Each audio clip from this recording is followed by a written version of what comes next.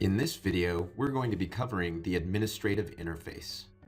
The administrative interface can be accessed by clicking the button in the top left corner on the ribbon. Also along the ribbon, you can access your own personal files, your user settings, you can download the client applications, and you can log out of the system. The administrative interface is organized with views across the top and organizations across the left-hand side. You can jump to an organization by either clicking the drop-down in the Jump to Dashboard section, or you can click the organization itself on the left-hand side. Each view gives you different information about the organization that you have selected. Selecting an organization will also include information about its children in the views. For example, the Dashboard view allows you to see an overview of common sense gadgets and common sense information in the system. Because I have default organization selected, and Group A and Organization A are sub-organizations of default organization, this dashboard is going to show aggregate information for its children as well as the default organization. On the dashboard view, I can see an overview of storage usage, counts of the entities in the system, recent activity, space usage by organization, including my children, bandwidth usage over time, space usage by extension, recently triggered alerts from our alerting system, space usage over time, top storage users, and top bandwidth machines. You'll be able to generate reports on these in the reports section, which we'll cover in just a minute. From the accounts view, you'll be able to see all of the accounts on the system. Accounts are users. By clicking the drop-down arrow next to an account, you'll be able to see the machines that are registered to that particular user. For example, org admin has a machine registered to it. From this dashboard, you can create users, you can send messages to users, you can filter by type of user, and then you can also see how much space each user has used the last time they've logged in via the web, and you can unlink particular machines that belong to that user. From the machines view, you can see all of the machines that have been registered for that organization.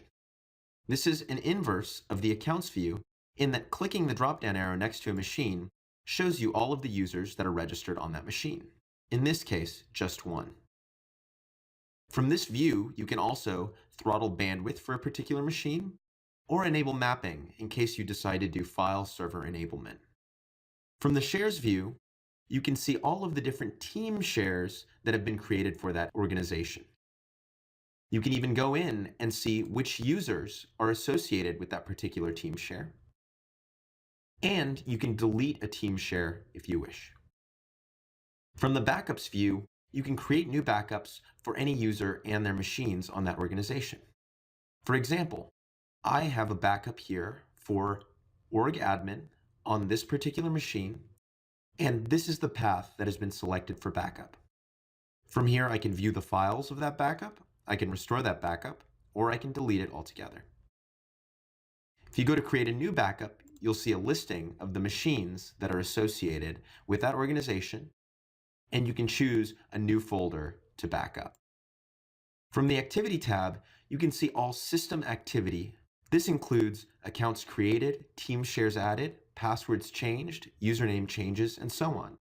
You can scope these by date or by the entity that was associated with that particular activity.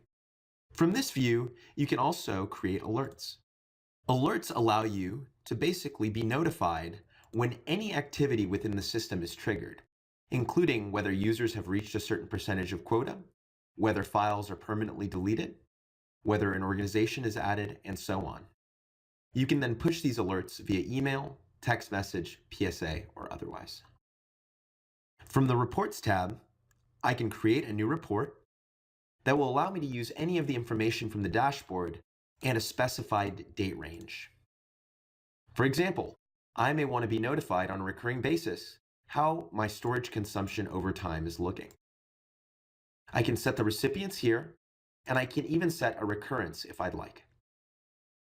The Settings tab allows you to see the settings for that particular organization. Sub-tabs or sub-views are general, policies, email authentication, PSA, branding, and the ability to delete that organization. From the General tab, you can set a contact email and set a custom host name if you wish.